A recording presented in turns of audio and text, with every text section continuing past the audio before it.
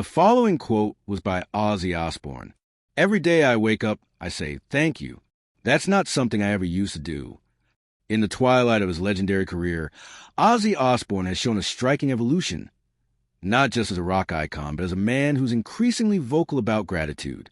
Known for decades as the Prince of Darkness, Ozzy's recent years have been marked less by outrageous antics and more by quiet reflection, deep appreciation, and a surprising sense of peace in the face of mounting health challenges.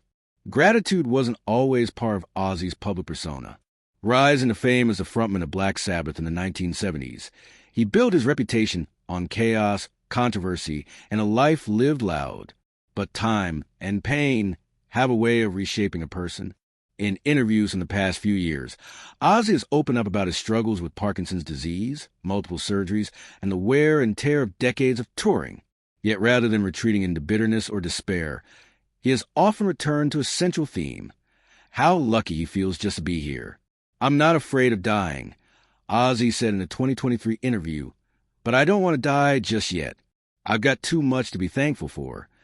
That sentiment echoes throughout his recent public appearances and podcast interviews. He frequently expresses thanks for his wife Sharon, who has stood by him through personal storms and medical crises. "Without Sharon," he once said, "I wouldn't be here. Simple as that. She's my backbone, my best friend, and my anchor." Ozzy also speaks with appreciation for his fans. After canceling tour dates due to health reasons, he was overwhelmed by the outpouring of support.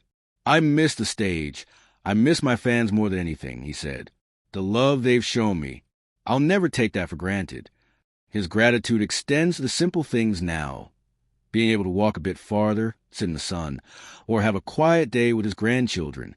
There's a humble tone to Ozzy now, a sense that he recognizes the improbability of a survival.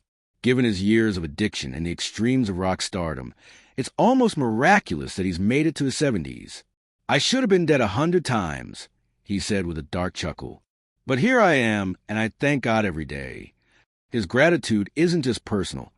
It also shows up in how he talks about music. In recent interviews, Ozzy has described songwriting and recording as lifelines, calling his studio a sanctuary. "Music saved me," he often says. "Even when my body's failing, I can still feel alive through the music." His 2022 album, Patient No. 9, was not just a creative project. It was a declaration that he still had something to say, and he was grateful for the chance to say it. There's also a spiritual side emerging in Ozzy's reflections. While he's never been traditionally religious, he often speaks now of a higher power, of being spared for a reason, of life being more than just luck.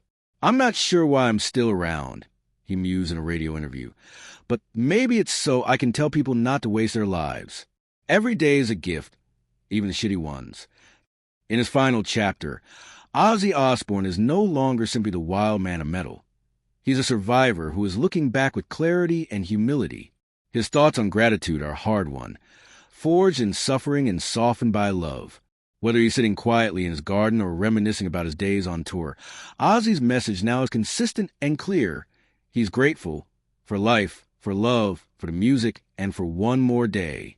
And perhaps that, more than any bat-biting tale or heavy metal anthem, is his most powerful legacy.